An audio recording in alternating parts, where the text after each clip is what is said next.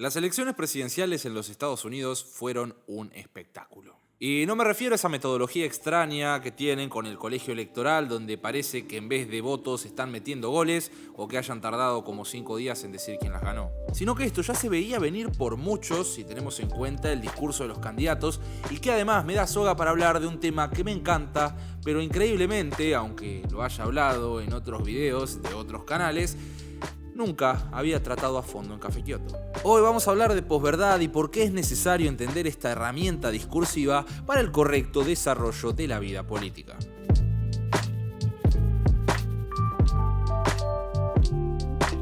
La nación del norte nos tiene acostumbrados a elecciones rápidas, limpias y por sobre todas las cosas entretenidas gracias a este sistema electoral tan práctico pero poco específico del que les acabo de hablar recién. Quien metería a la sala oval a quien sería el 45º presidente de los Estados Unidos sin ser votado por la mayoría. Estamos hablando del señor The Real Donald Trump. Un hombre que desde el principio nos venía avisando que iba a patear el tablero. Y no por traer ideas innovadoras o por su pasado político anterior a la candidatura. Metodología que, si bien lo ayudaría a embolsar una cantidad gigante de votantes, también haría que aquellas personas que no estarían de acuerdo con él terminen rechazando aún más a su figura. ¿Y por qué? Porque más allá de pensar distinto, él estaba jugando sucio, utilizando un tipo de retórica que, por mutuo acuerdo, un tanto implícito, no se podía utilizar, siempre y cuando la finalidad sea sostener un sistema democrático, pacífico, libre y fuerte, podemos suponer. Y esto empujó a los medios a tener que lidiar con un problema que en otras administraciones no habían tenido que tratar de una forma tan intensiva. Estamos hablando de la posverdad. Aunque muchas personas crean que este neologismo lo único que hace es maquillar aquello que tradicionalmente conocemos como propaganda política y tan equivocados no están, hace referencia a aquella distorsión deliberada de la realidad en donde los hechos objetivos importan mucho menos que las apelaciones a las emociones o las creencias personales. Y que además siempre tiene la finalidad de crear o moldear la opinión pública y así modificar las formas en las que la sociedad se manifiesta. ¿Y qué tiene que ver esto con Trump? Bueno, here we go again.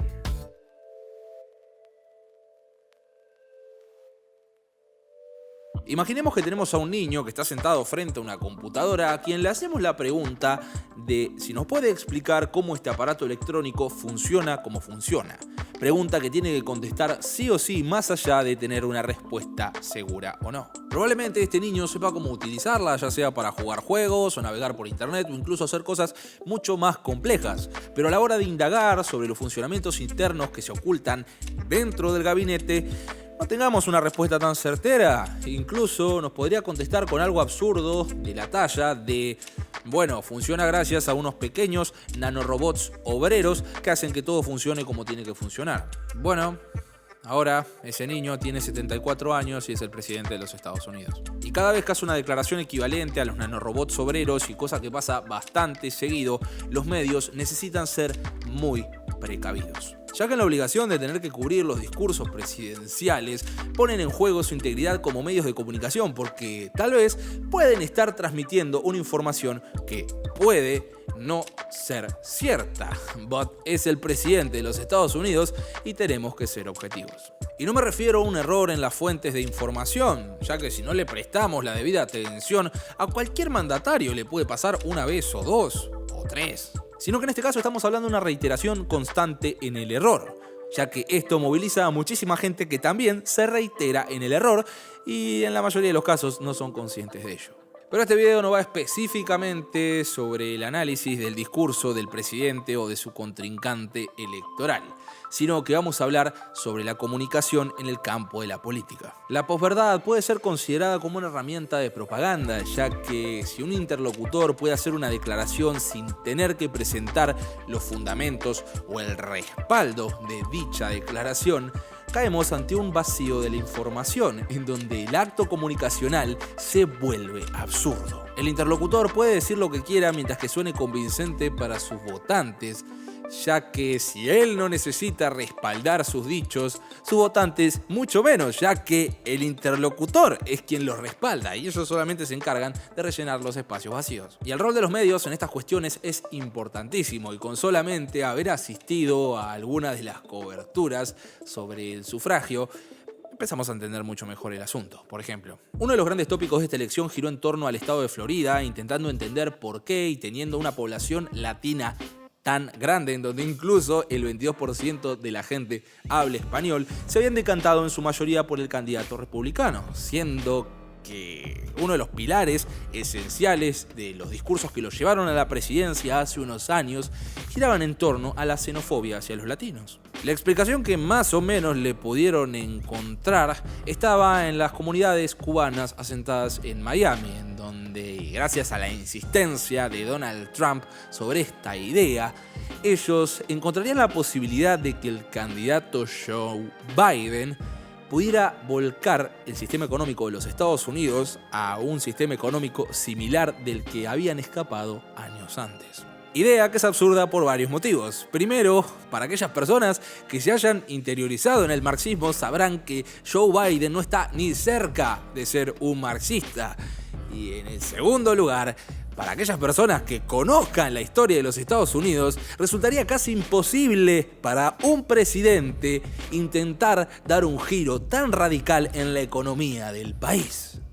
No puede pasar. ¿Los cubanos entienden el marxismo?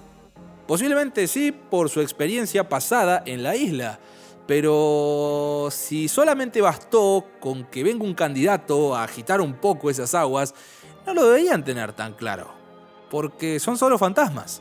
Eso no es algo material. Y mientras más sensible sea la fibra sobre la que estamos haciendo presión, menor es la necesidad de tener que contrastar los dichos con los hechos. Y ahí es donde se cuela la posverdad, suponiendo que estamos diciendo lo que aquella persona quiere escuchar, por supuesto. Afirmar que el otro candidato es marxista no tiene sustento alguno, les guste o no. Y decir eso en una posición de poder no solamente es irresponsable, sino que se está mintiendo y manipulando a aquellas personas que te creen. Y desmentir esto probablemente hiera sensibilidades, ya que se está apelando con una información que aquella víctima de la posverdad ya dejó a un lado, mientras que formaba su concepción del mundo. Y acá es donde entra el papel de los periodistas. Si su objetivo es informar bien, el disclaimer de decir que Joe Biden no es un comunista se vuelve necesario cada vez que el mandatario haga esta afirmación. Porque son ellos quienes hacen llegar este mensaje a los lectores. Y es su integridad la que está en juego. Cosa que afortunadamente hicieron, como es el caso de lo que pasaría después, porque el final de esta elección es trágica. Pareciera que todos los medios se tuvieron que poner de acuerdo para salvaguardar la integridad de las instituciones democráticas del país, porque el presidente, que ya tenía un pie afuera de la Casa Blanca, se estaba encargando de patear todos los muebles antes de apagar la luz y cerrar la puerta. En la política, el uso de la posverdad puede ir desde pequeñeces hasta cosas que pueden ser muchísimo más peligrosas. Los candidatos son conscientes del poder de la posverdad y el presidente Trump lo utilizaría hasta el límite, poniéndolo en contra incluso del proceso que lo legitima por lo que es, las elecciones. Hoy, luego de que apenas en la noche del primer día de votación, el 3 de noviembre, se hiciera la acusación de fraude, todavía no se presentó prueba alguna de ello. Principalmente por la urgencia que esto demanda, más allá de que haya algunas personas que dicen haberlo constatado por su propia cuenta. Pero esa evidencia parece nunca volcarse en los tribunales. Por lo menos hasta el día de hoy, a 10 días casi de esa elección. Esas pruebas no aparecieron. Y si el tribunal no le da la razón, el efecto de la acusación seguirá existiendo dentro de aquellas personas que lo crean cierto. Porque lo que importa es la predisposición a creer, a la espera de una evidencia que nunca va a llegar. Porque la posverdad no reside en la razón o la evidencia, reside en las emociones, y las emociones no necesitan justificativo. Y aclaro, me gustaría que se llegue al fondo de este asunto y que sea lo que tenga que ser. Pero mientras tanto, seamos racionales. La posverdad es un tema delicado de tratar porque siempre se termina sintiendo como una cuestión personal, y de hecho va a haber gente que piensa que este video es un ataque directo al presidente de los Estados Unidos, cosa que no es así. Yo tengo mi opinión, por supuesto, y me la guardo para mí porque en este momento estoy hablando de otra cosa. Opinión que queda en segundo plano porque estamos hablando de algo muchísimo más importante. Hablamos de la posverdad, una herramienta discursiva poderosísima, que cuando es utilizada de esta forma, y en el caso de la última elección, el otro candidato simplemente con resguardarse dentro del marco institucional y no pronunciarse al respecto, va a estar mucho más acertado que aquel que cae en posverdades. El problema es justamente que la posverdad desdibuja la línea que separa aquello que es verdadero de aquello que no lo es, y vuelve muchísimo más difícil para las víctimas el salir de este círculo, porque tienen completa seguridad de que están en lo correcto.